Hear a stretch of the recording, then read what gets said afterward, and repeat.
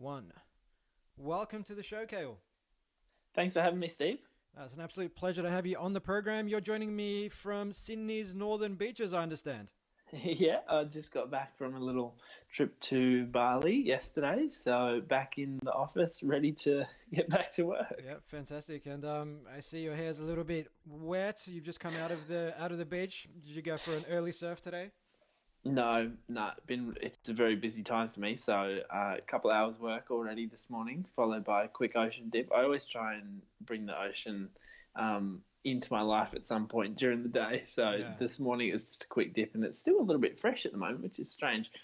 Maybe that's just because I got back from Bali. Everything just feels a little bit colder. Yes, yes. Well, what do they say? Comparison is the thief of joy. So, Yes. yes. And speaking of going out for dips and surfing and whatnot, that's how I essentially discovered your work. Initially with the How to Rip YouTube channel, which has over 60,000 subscribers at the moment, and I know you're starting your own channel as well on the surfing front. But then I thought, oh yeah, this guy's pretty cool. I'm going to add him on Instagram, and that's when I saw the fact that you've got a number of books, you've got a couple of movies, the Gut movie, and most recently, you've been working on a film called the Longevity film. What inspired the film? That one was just an extension of, I guess, the work that I've been doing. So, as you mentioned, I do have a whole lot of different work that I had done, and a lot of it was zooming in on the human body, zooming in on various experiences, and I think there was a need there to actually zoom out and look at things from a macro perspective, and that's where looking at different cultures who do health and well-being really well became sort of a priority for me, because I think that regardless of where the science goes, it's always going to be a bit of a rat race in terms of discovering the new thing, right? Like, what's the secret? What's the thing that's helping us achieve this or that? I think one of the best things that we can do to actually reapproximate and get really great health results is to look at people who do get great results and reapproximate what they do. Mm-hmm. So in terms of that, it was first about discovering, who was getting incredible results, where were they? And it turned out that the blue zone research and the longevity culture phenomenon was probably one of the best things to look at. And these are cultures and societies who experience incredible health and well-being for a really long time. They're living on average about 5 to 10 years longer than we do, Mm-hmm. and they're doing it with a fraction of the disease. In Okinawa, for instance, they have a 97% health span, which is, they spend 97% of their lives free of disease. Whereas here in Australia, for instance, we have half of all children living with a chronic health condition. So, this is pretty miraculous stuff. So that sort of phenomenon really inspired my curiosity, and whenever I'm curious about something, I want to share it and tell its story. So my platform happens to be film and videos. So that it's been the same with surfing, and it's been the same with gut health, and now we're sort of moving on to wellness and longevity. And yeah, it's been a pretty fascinating experience. Yeah. And you mentioned Okinawa. I mean, for some reason, whenever I hear Okinawa, my mind shoots back to a little film from the mid '80s called The Karate Kid, and a little character called Mr. Miyagi. But that's a totally different story. You mentioned blue zones. So obviously, living a longer life by 5 to 10 years versus the average in the West. But there were also two other blue zones you visited outside of Okinawa, Japan. What were they? I went to Loma Linda, which is actually in California, and then I went to Ikaria in Greece, an island in Greece. Awesome, awesome. And so aside from longevity, because for me, it's one thing to live a long life, but it's another to be healthy.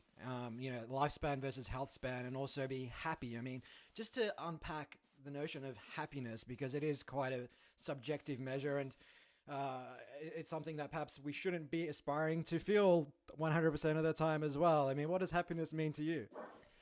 I think for me, it's about living a life that's in alignment with your highest values. Mm-hmm. And your highest values might not be you want to be totally relaxed and feel like you're on holiday all the time. Your highest values might, and this is quite often the case, revolve around some sort of struggle and from which you derive some sort of meaning.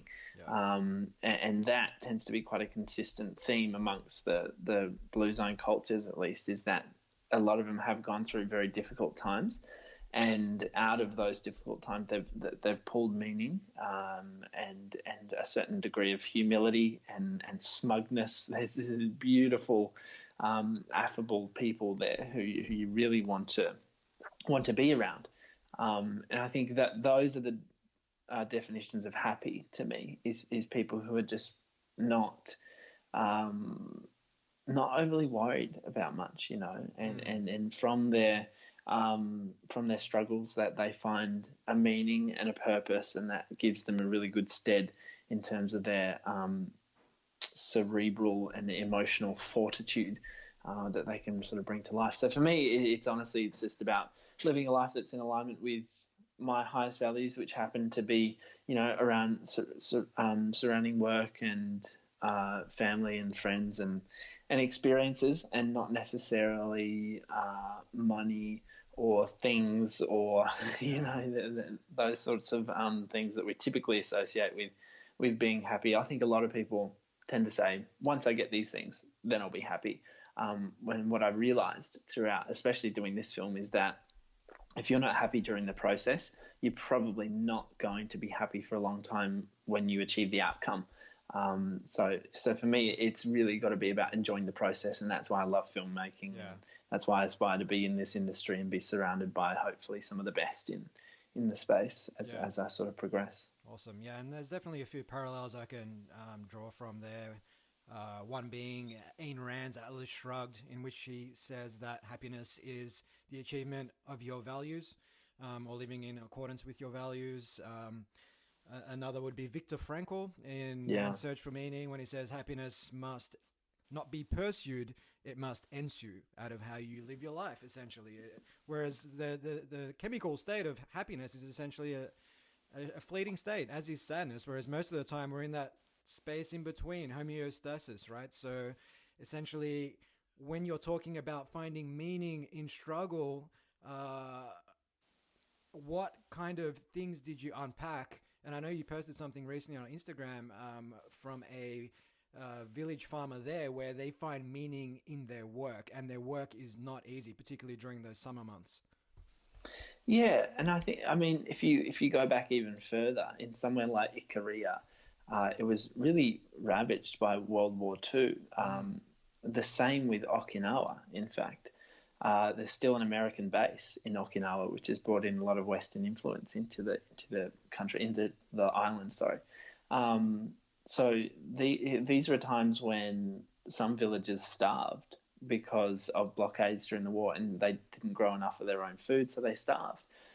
So you might expect to find, and this is what Viktor Frankl's work really centered around as well, is people who went through the concentration camps, the people who came out of that thriving and humble and really happy and grateful, were because they found meaning in that suffering.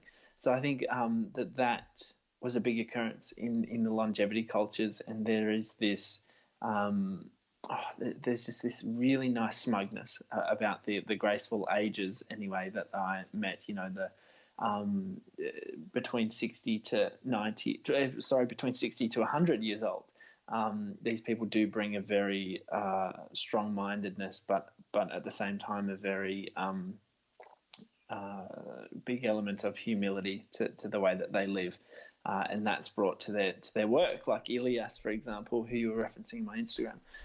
He is a 60-plus-year-old, very vital man, and he's working sometimes 8 to 12 to 14-hour days on the farm, and then going back to cook in the restaurant in the evenings. And it's a mark of pride. It's not burning the candle really, really fast at both ends. It's this slow burning approach. Like, we're going to go and work for 12 hours today in the harsh sun, but I'm going to take lots of breaks and I'm going to sit back and have a coffee at some point. Or they might smoke a cigarette at some point. A lot of people smoke cigarettes in these cultures too, which, breaks all the rules. So, they're approaching life differently. There's no, I've got to do this to achieve this. It's, no, this is the work. This is the whole this is the whole point. So, it's almost like Ryan Halliday's work, The Obstacle is the Way. These guys really embody that idea, that there's no other place that they need to be other than where I am right now. Yeah. So they do bring a lot of present state awareness to their work, and it's just fascinating, and you really notice that when you're there, and that was the big thing for us, is to try and convey that in the film. How do we convey present state awareness to people? It's about showing the little sound ups and the little things that happen that you might normally just cut out of a film, but instead it is, putting them in. It's like, hey, do you want a coffee? Why not? It's bringing all those things together, hopefully into a compelling story that really conveys that idea. There's definitely some consistent themes that we found throughout the longevity cultures, which I think do contribute quite heavily to well-being and longevity. Yeah, well, it's like Elon Musk and others have suggested, happiness is essentially your expectations minus reality, in a way. And I feel in the West there is this perhaps false expectation that we should be pursuing happiness at all times, and then when we don't get it, we inevitably feel that we're essentially unsatisfied with our lives, because we're not in this amazing state of unbridled enthusiasm for absolutely everything around us at all given times. And you mentioned smoking is a big part of the culture over in Ikaria in Greece, and I think back to visiting my grandparents, who basically worked on a village in Eastern Europe in Macedonia, and one of my grandparents would literally smoke a pack a day. But he was always with his family. He was always out in nature. He was doing meaningful work, and he lived well into his 80s. So while I definitely don't endorse smoking, it just says a lot about getting those fundamentals right. Whereas in the West, I think there's a lot of focus on, float tank therapies and all this sort of stuff, but oftentimes neglecting time in nature, good relationships, and those, focusing too much on the icing without the cake, so to speak. Yeah, I think so. And that's probably the direction I went in when I first got into health and well-being, especially when I was younger, is to try and isolate various components of my life and try and get them right in this pursuit of ultimate wellness. When I think now what I've realized is that ultimate wellness comes from this optimal blend of the various pillars of life. And I think they largely center around nutrition, community, attitude, and movement. And once we get those four right, not just one or the other, that's when we can really thrive. Because I think we do try and break up and focus on and zoom in.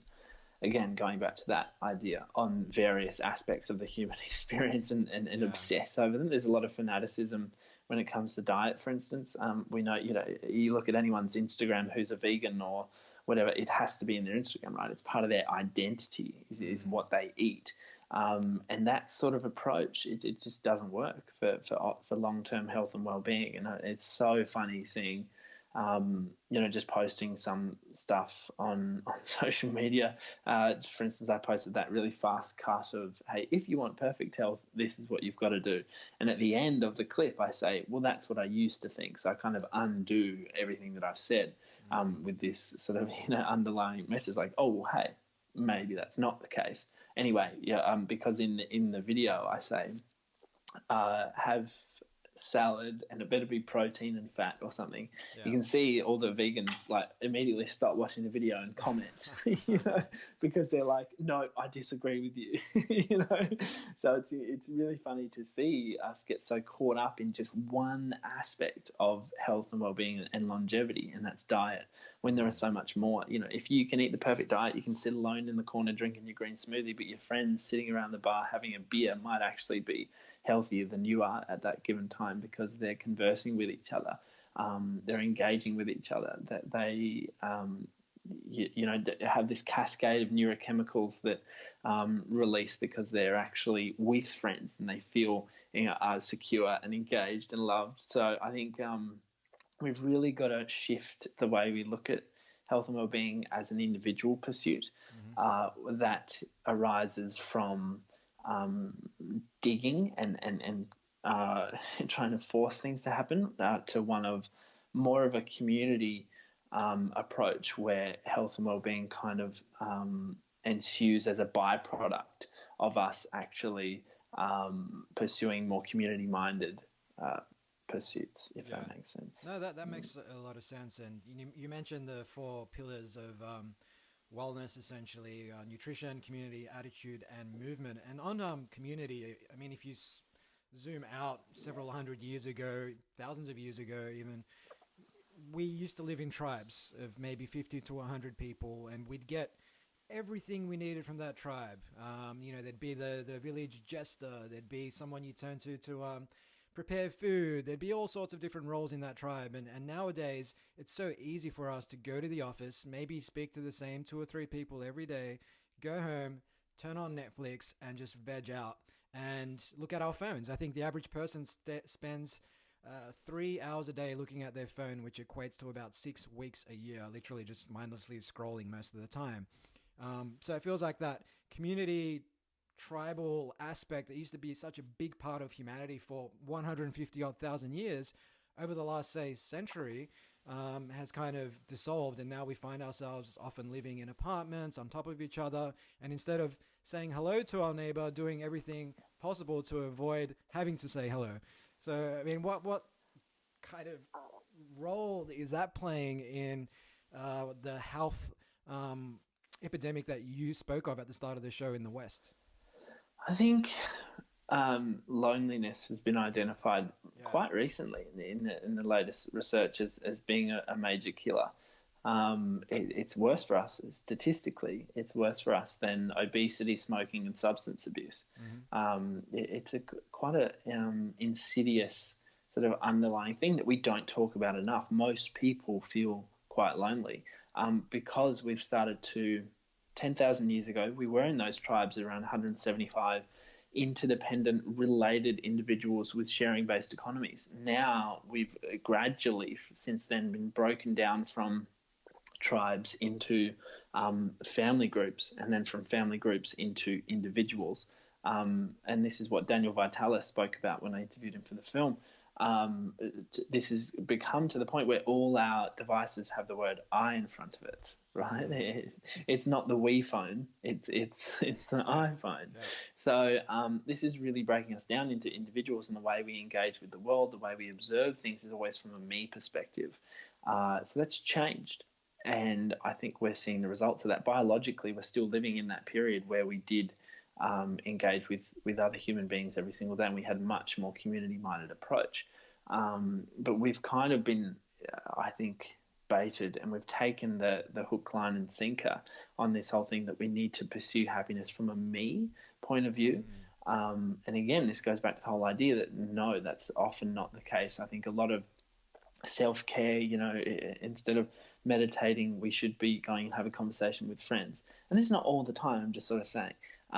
Instead of going and getting the float take done, maybe we should go surfing with friends and get salt therapy that way.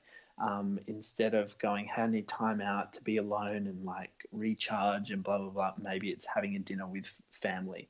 So it's all these different things that I think even introverts, that the research shows, benefit from actually engaging positively engaging with other people.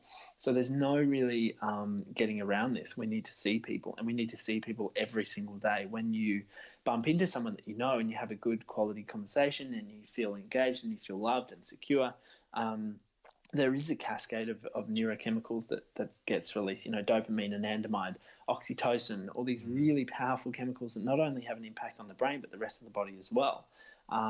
If you're in the research shows that if you're in a loving relationship, you'll release anti-inflammatory molecules throughout the body that will encourage health and well-being. If you're in a conflictual relationship with someone, you'll release more inflammation.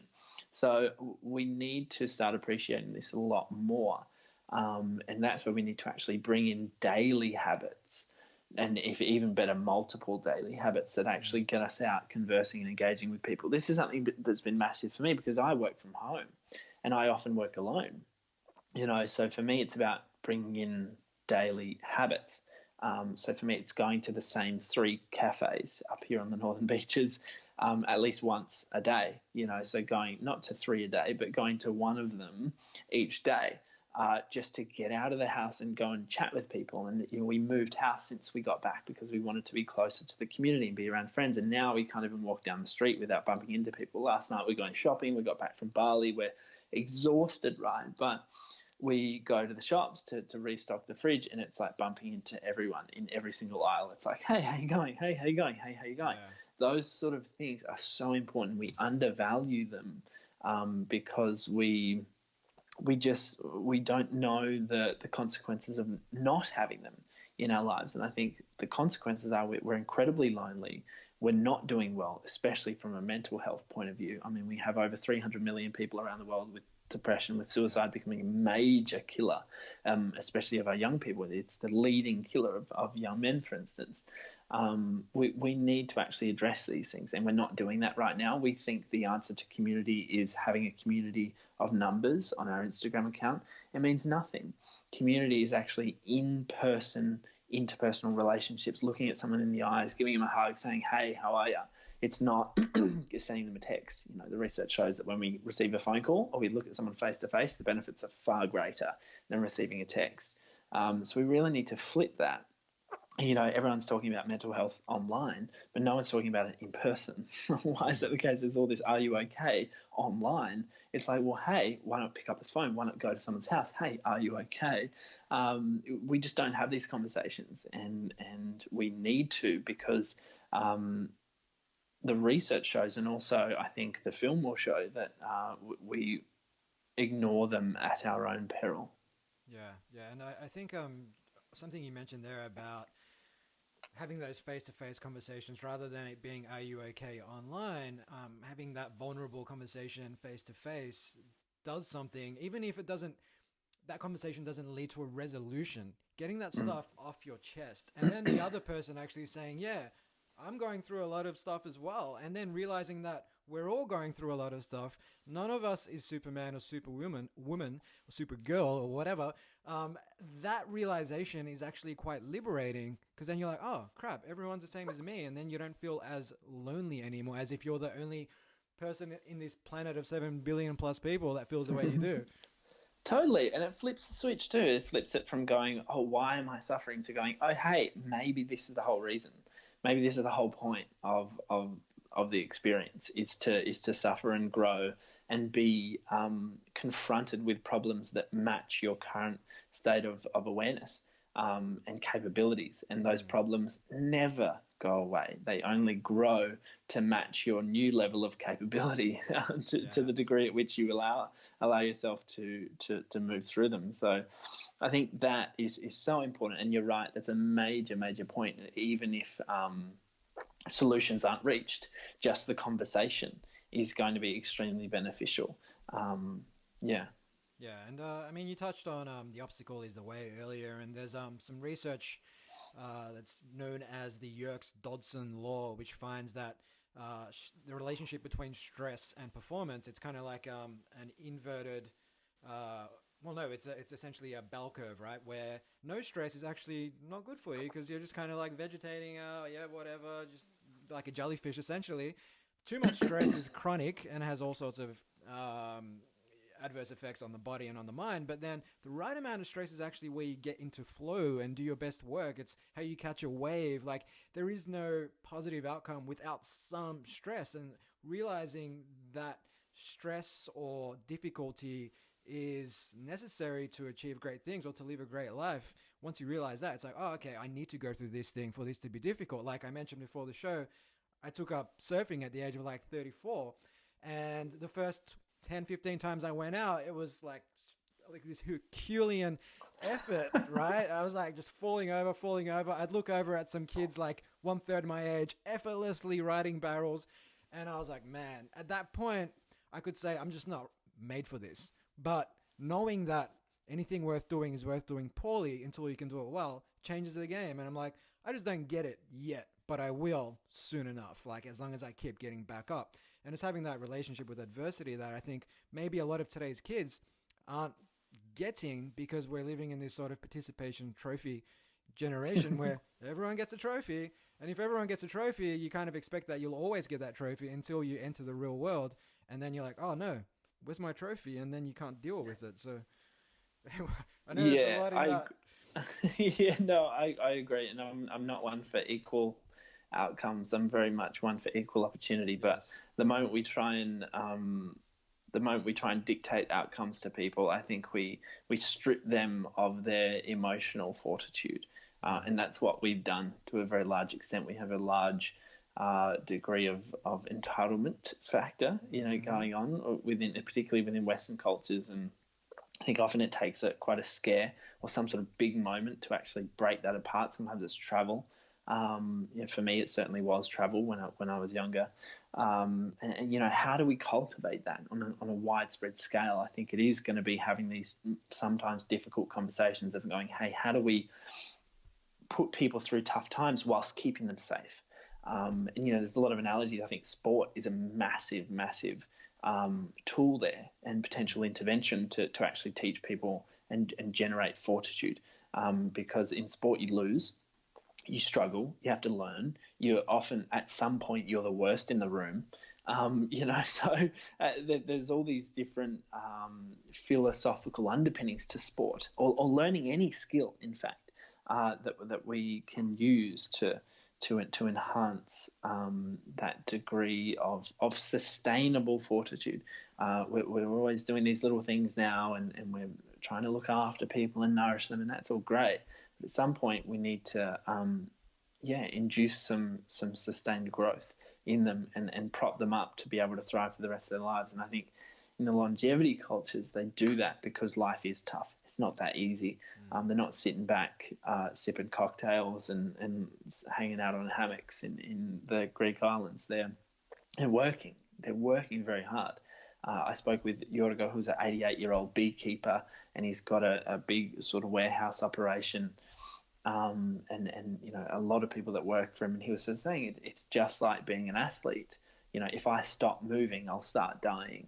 And I can't enjoy rest if I'm not tired. So if I'm going to be resting all the time, I'm not going to enjoy it. And it was the same with the old people in Okinawa. Yoshiko, who's a 93-year-old lady who was singing karaoke all day when I was with her. She's got the busiest schedule ever for a 93-year-old. Crazy, right? And she hosted me for a seaweed salad and some green tea and some Okinawan donuts. And she was saying, I don't think of myself as old. I'm too busy to grow old. It's like I've got to do the gardening. I've got to go to choir practice. I've got to go to karaoke. Every Thursday, I have one beer at karaoke. I barely drink any water. I just drink some green tea, and that's kind of it. So I think these people bring to the table something that we are missing in a very big way, and that's that emotional resilience. That's that cerebral readiness, that sharp tactness that we are absolutely missing here. Yeah, yeah, and I know a lot of influencers like your Tim Ferrisses of the world, or even your Sam Harrises of the world, speak highly of teaching kids or getting kids into wrestling or Brazilian jiu-jitsu and sports like that, where you can't kind of just sit back and let the rest of the team take over. I mean, otherwise you're just going to get tapped out. And if it's wrestling, you're kind of trying to control the other person's body weight and use your hips to get over them. And if they're on top of you, it's a very difficult place. Like, you can't think about anything else. You just need to focus in on that moment. And in order to get good at it, you just need to pursue. You need to persist. And it reminds me of Calvin Coolidge. He was a former US president who said that nothing in this world would take the place of talent, genius, or education. Persistence alone is omnipotent. And he was saying, the world is full of talented people who got nowhere, educated derelicts, and so on. And it's so true as well, man. Like, I grew up in a very socio-economically challenged working class suburb of Melbourne, but somehow hustled my way to working for big brands like your EYs of the world. This was before I got into entrepreneurship. But then there was a lot of kids who perhaps had it not as difficult, but they struggled once they were in that environment. And I found that having that relationship with adversity, with difficulty coming up the ranks, just better prepared you for what was coming later. Yeah, absolutely. And we see that consistently across culture, that anyone who's done quite well often has some sort of adversity that they had to move through when they were younger, whether they were homeless or whether their parents split or whatever. That tends to be a very consistent theme across that space. And what is that? How do we cultivate and encourage that without permanently damaging people? It's a good, but it's a good conversation to have. And I think the sports with rules, is a very good place to start in that space. Yeah, and it's funny because I fear it's going the other way. Like I see a lot of Yeah. parents, a lot of new parents who perhaps had it tough growing up now want to make it as easy as possible for their kids. Like they want to buy them all the consoles, all the clothes, all the stuff, and not realizing that while you might be making their life comfortable right now, longer term, you're actually setting them up for potential failure. And there's a lot of rhetoric around bullying in schools, and I'm not an advocate of bullying, but in some cases, bullying may toughen kids up. Now, in other cases, it may actually, like you said, cause irreparable damage. So it's kind of like, how do you strike that very, very delicate balance? Yeah, and I think a lot of it is letting go and not trying to control it. But that gets into probably parenting more than wellness and longevity, which I'm not an expert in because I don't have kids. Nor am I, mate. Nor am I. So on the topic of conversations, we've kind of touched on it a few times, and I did come across a study researching for my next book around deep conversations versus small talk, because it's like, in the West in particular, it's so easy to have these surface level conversations about the weekend and work and whatnot and not really go any deeper. And what this study out of the University of Arizona found was that when we have deep conversations, it actually has a measurable impact on emotional well-being. Whereas those small talk conversations, they weren't negative, but they weren't positive either. It was just nothing. Is this something you've found in your work unpacking the cultures of Ikura or Okinawa? Yeah, they they have everyday conversations, but I think they attribute more weight to them. So small talk I think is conversation without authenticity. It's not necessarily conversation only with extreme depth. Where you talk about philosophy or life or whatever. These people, when they have small talk conversations, it's about, sorry about that. When they have small talk conversations, it's very much,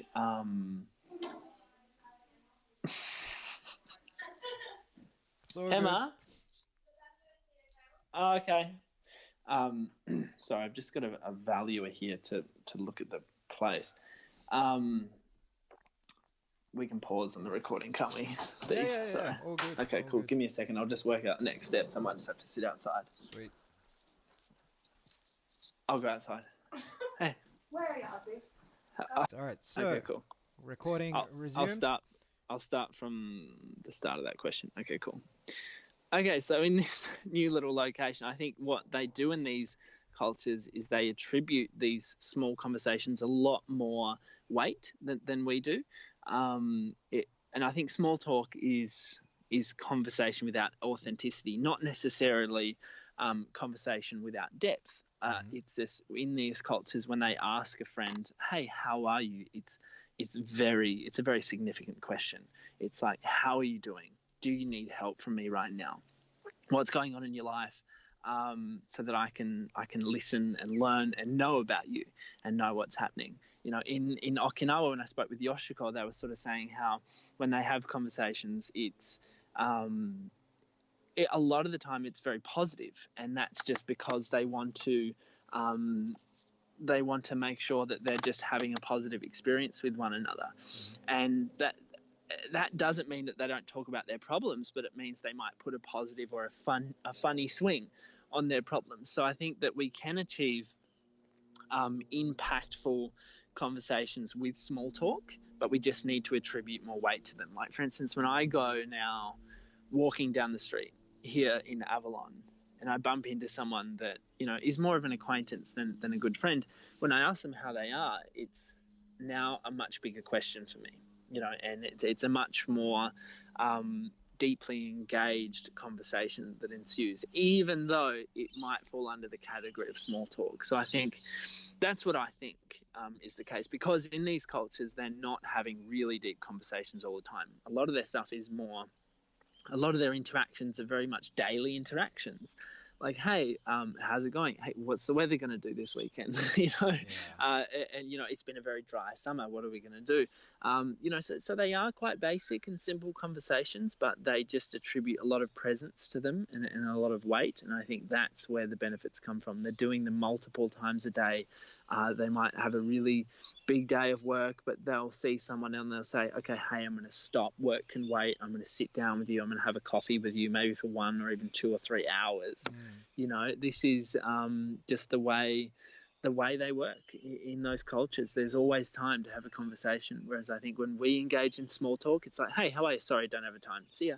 Yeah. And we just forget it. So I don't know whether that will be supported by the research, but that does sound very interesting though, because I mean, in my house, and in my life, I do love a good conversation about life and health and well-being or philosophy or whatever. So yeah, I think that could sort of go multiple ways. Yeah. And I mean, it's about being intentional as well about that. And if someone asks you, how are you? Or you ask someone, how are you?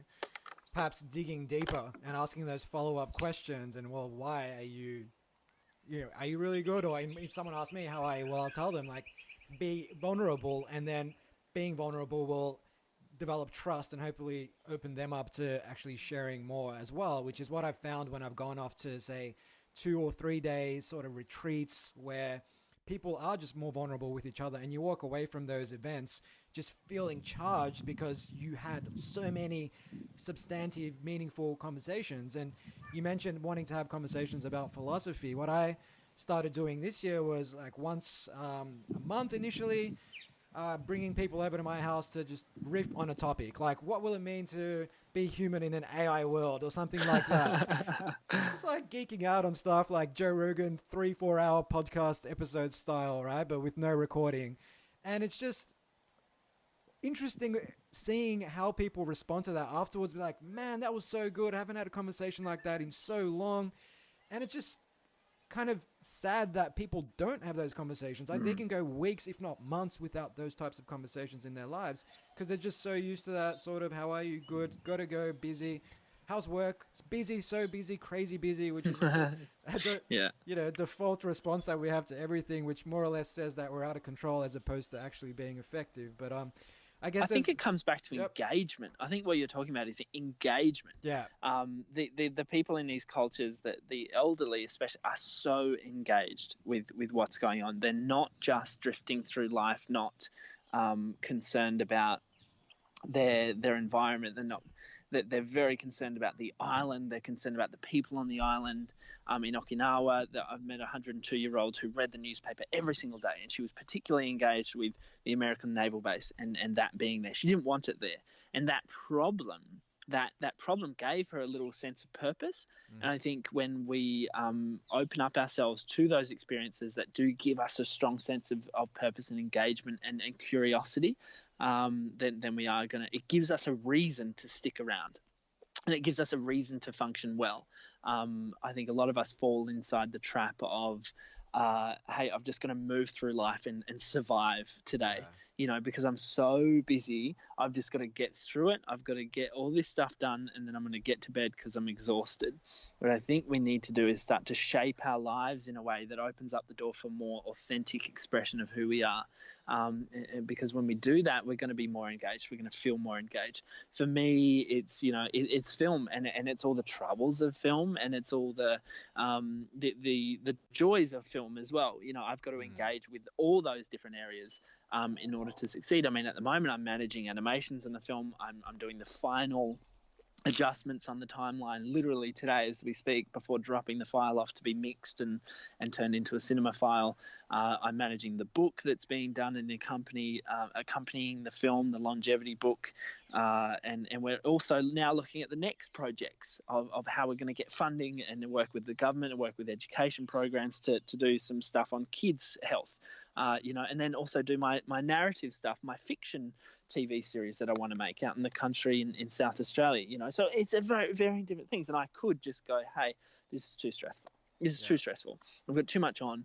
And that's probably what I would have done a long time ago. I would have, or even probably 2 years ago when we did the gut movie, it was totally overwhelming.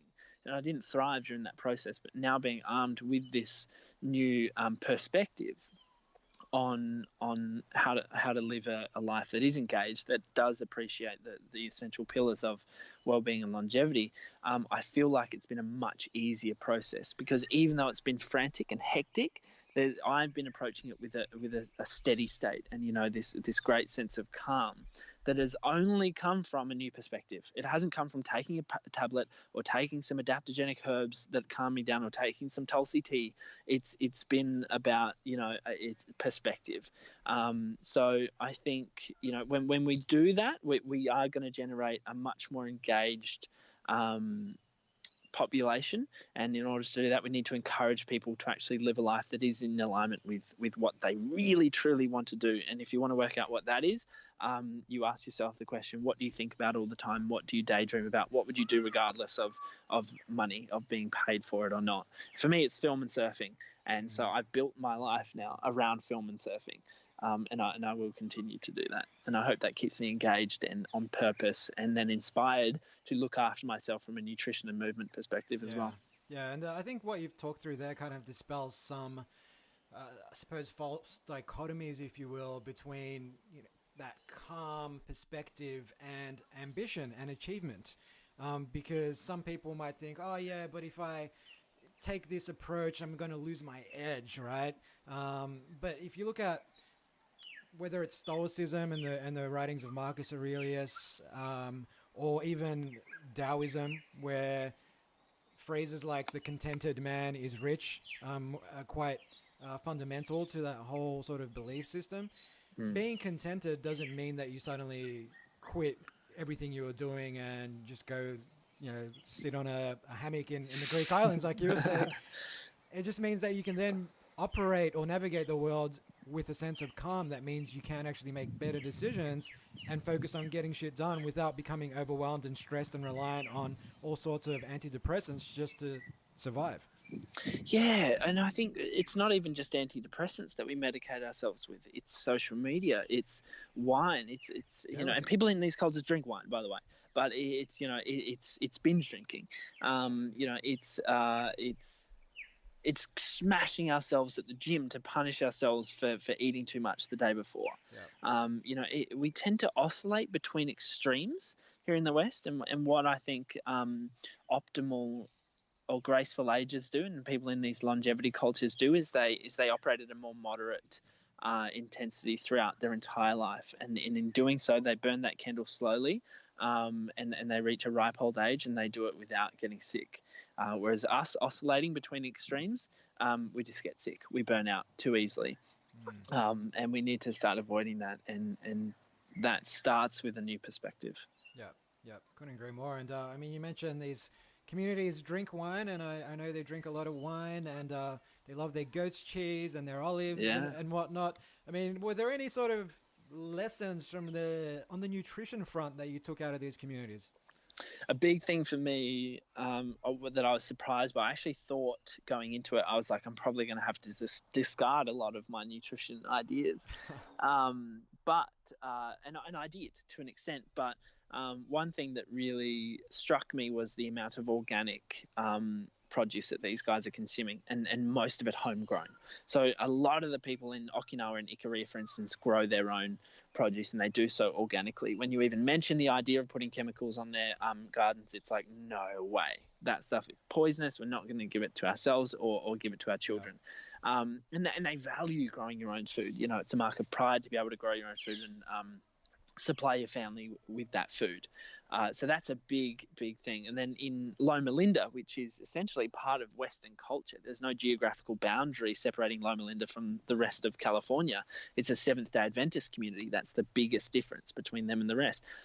They're mostly pescatarian or vegetarian, so they naturally have more of a health inclination in that they do consume a lot of whole foods. As part of the medical training there at Loma Linda University, they teach whole foods cooking principles. So it's a very particular community there around nutrition within Western society. So they do have some gardens that, probably very similar to what's going on here in the Northern Beaches, but they have that that vegetarian element, which comes from the Seventh Day Adventist influence, is to avoid eating excessive red meat and a whole bunch of different things. That has been translated into them being vegetarians. But if you look at Okinawa, they're not vegetarians. They do eat a lot of vegetables, but they still have some meat. They'll have a lot of pork. They'll have some wild pig. They'll have a lot of seafood. In Ikaria, they have a lot of goat. They've got a huge amount of wild goat throughout the island, and they'll have that. And I got to have some at the Panigiri, the big party, and that was 700 kilos of slow cooked goat going around, and the broth from that goat as well being served up for everyone. It's the best meat I've ever had in my life, you know. So to all those people who are sort of saying that you have to go vegan or vegetarian to live a long time, that's not true. These guys, and if you actually do that, you actually miss out on. Dr. Mark Hyman talked about this in my interview with him.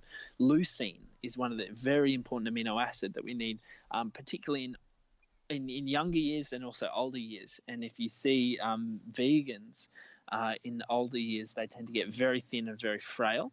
And he talked about muscle loss is essentially the disease of aging. Hip fractures are one of the number one killers of people over the age of 65. So we do actually need some animal protein throughout those later years, or I guess a very, very, very diligent vegan regimen to actually tick off the nutritional box if you were able to do it, to achieve an optimal sort of space in that arena. But, you know, at the same time, if eating meat gives you so much stress that it affects everything else, then it's probably not going to be good for you. So, but the point is that these cultures do eat meat. They just eat very little of it.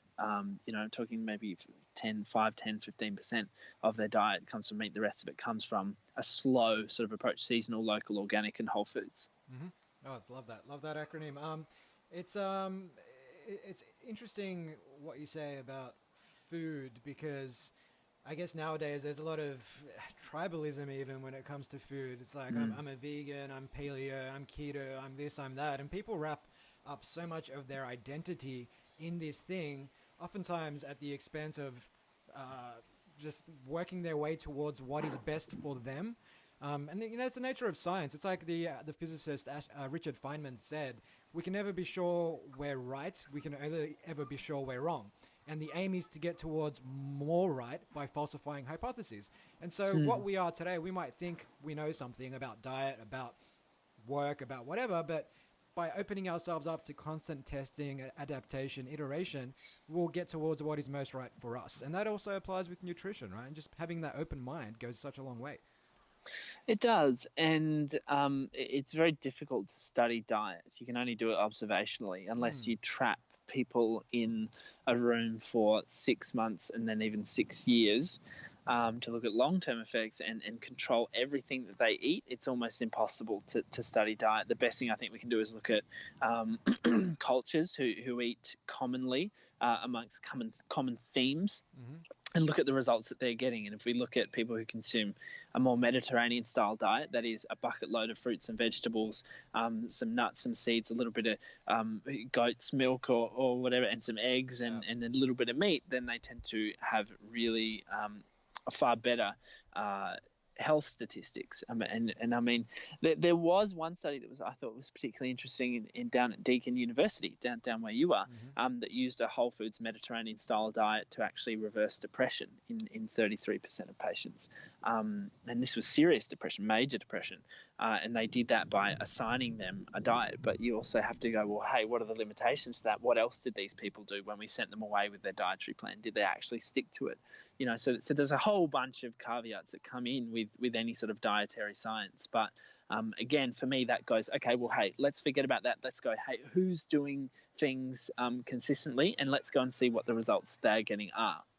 And that's what we did with the longevity film. It's looking at those cultures, like the Icarians, like the Loma Lindens, like the Okinawans, and then extended, we didn't go to them, but the Sardinia and the Nicoya Peninsula in Costa Rica, they are all living this lifestyle that allows them to eat a seasonal, local, often homegrown, organic whole foods diet. that comes from a mixed variety of food kingdoms. So if we're actually to appreciate that research and appreciate the results that they're getting, and we want something similar, then we should probably start to reapproximate what they're doing here.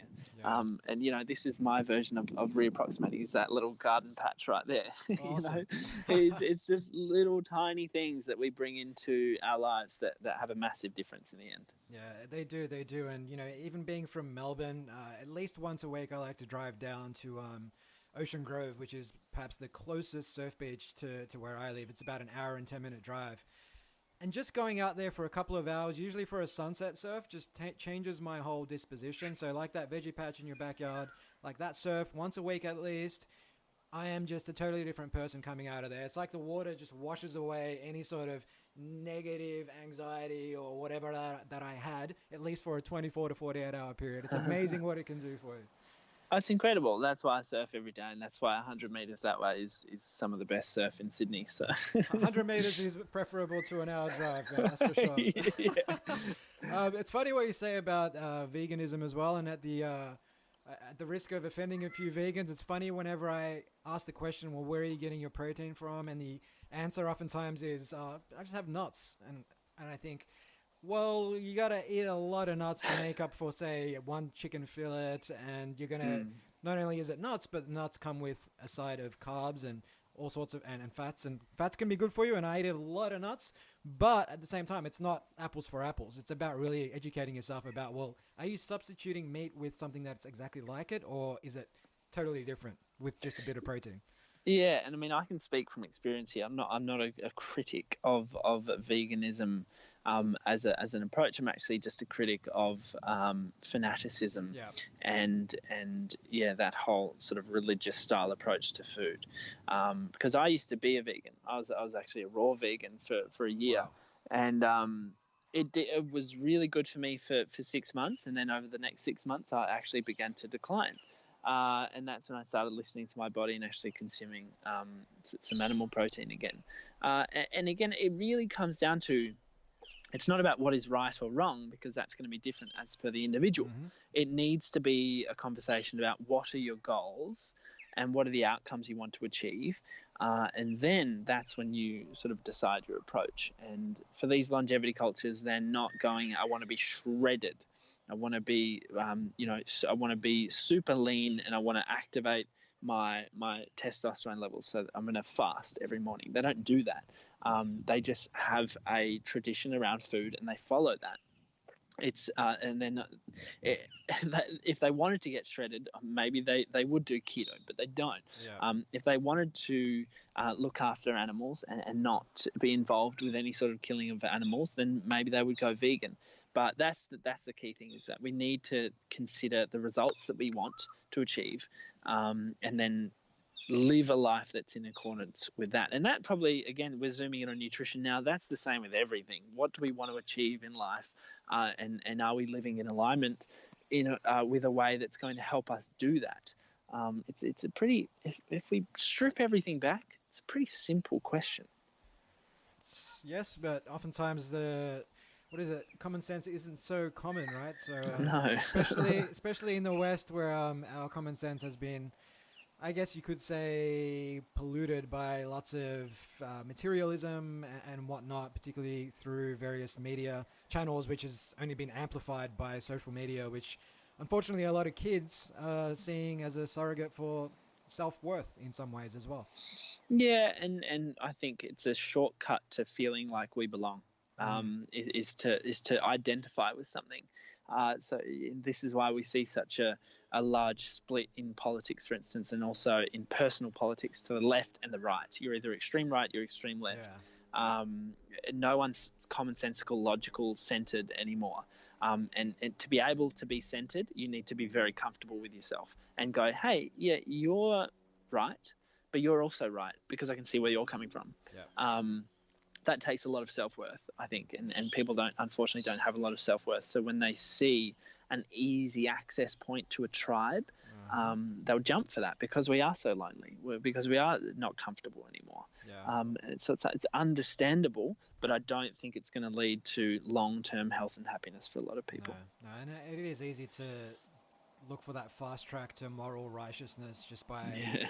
associating yourself with being, you know, you mentioned far left, being Antifa or being a vegan or being whatever it is, because then you suddenly adopt all of the principles and values of this organization, which you think is holier than thou in some way, and therefore that makes you holier than thou, and that means you don't have to do any work because now Yeah. I am this and I am holy. So Well, yeah, and you don't have to think or consider what your own beliefs are, which is the biggest thing. I mean, if we had to group myself, I'd be very centered socially, but environmentally, for instance, I'd probably be more left because, you know, I don't want to see this earth raped and ravaged until there's nothing left.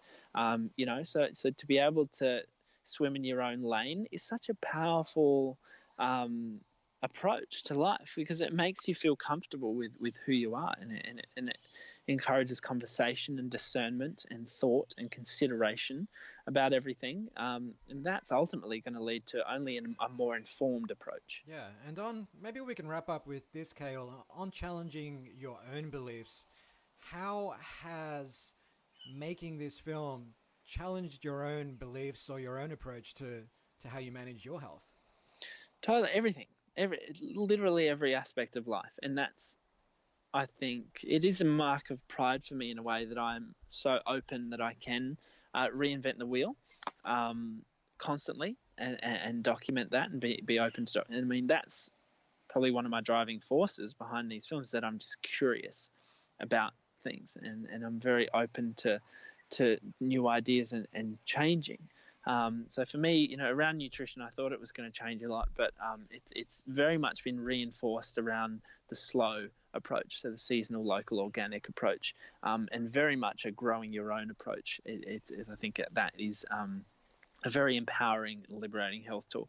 Movement for me now, it's not about going to the gym. It's more about finding excuses and reasons to move constantly throughout the day. So not sitting for 8 or 10 hours, which most Australians do, and then going and smashing myself at the gym for 45 minutes. Yeah. It's about building movement into my life. So living a lifestyle that encourages movement. So it's going surfing in the morning, but then it's also going for a walk into the village. Even if I don't really have a reason to go in the village, it's going for a walk into the village to get a coffee or get a Medi mushroom latte, you know, just to actually get out there and move my body. And then it might be going to yoga later in the day. So it's very much about constant movement now for me, whereas before I would have felt fine mentally, not necessarily physically, by not moving all day and then going to the gym. Around community, it's changed a lot. It's gone from me wanting to be a lot more isolated and going, no, I don't like people. And it's very easy to not like people as a whole, but it's very hard to dislike people individually. And I think I was giving myself that scapegoat of not seeing people very often individually. So now it's very much about building community into my life. So going to those cafes and conversing with people, you know, and having the coffee there and sitting down and chatting and building in social anchors. You know, when we try and have social gatherings, for instance, I think there is that natural tendency, especially nowadays with lastminute.com, to avoid those and avoid commitment to those. So it's very much now about, I'm going to go and surf that one spot that I know 4 or 5 people will be out there and I'll have conversations with them, as opposed to chasing down an empty bank on my own somewhere. And then with attitude, it's very much been about slowing down and being more patient and calm and appreciating, using, this has been massive, is using what I previously thought were problems and annoyances as anchors to be present, and to actually appreciate what's going on and work through them, and work from the idea that yes, those obstacles are probably actually the meaning of this whole experiences, because they're going to be the most common theme. You know, the tour of the film is the last 5% of the project, so I've got to actually find ways to enjoy the 95% of the project. I'm probably at 70% right now, but you know, but I think that's a pretty good outcome from 5%. So yeah, there have been some massive changes, and I'm not saying that I'll never change again, but right now it's had a big impact on my life, and I hope that journey, we've documented it well enough to inspire other people to actually consider their own life as well. Whether they change or not, it doesn't matter. Just as long as they're thinking and considering what they're doing, whether it's working for them, is the goal. Fantastic, beautifully said. So, having talked about this film for the last hour or so, when can people head out to see it? So it's we're starting the tour very soon, in about a month's time, and we're starting in Sydney, then going to Melbourne and Adelaide and the rest around Australia, Perth, all out north, around down the east coast, and that's all at kalebrock.com. So KaleBrock.com. They can also check it out on Instagram if they want as well. Fantastic, and they can hit you up on Instagram at Kales Broccoli as well. Love that Yes. tag, and also check out your books: The Gut Healing Protocol, The Art of Probiotic Nutrition, Mandy Microbe's Big Gut Adventure, and the forthcoming The Longevity Book. So all of that good stuff can be found over at kalebrock.com. Kale, thank you so much for your time, mate. It's been an absolute pleasure. Thanks for having me on, Steve.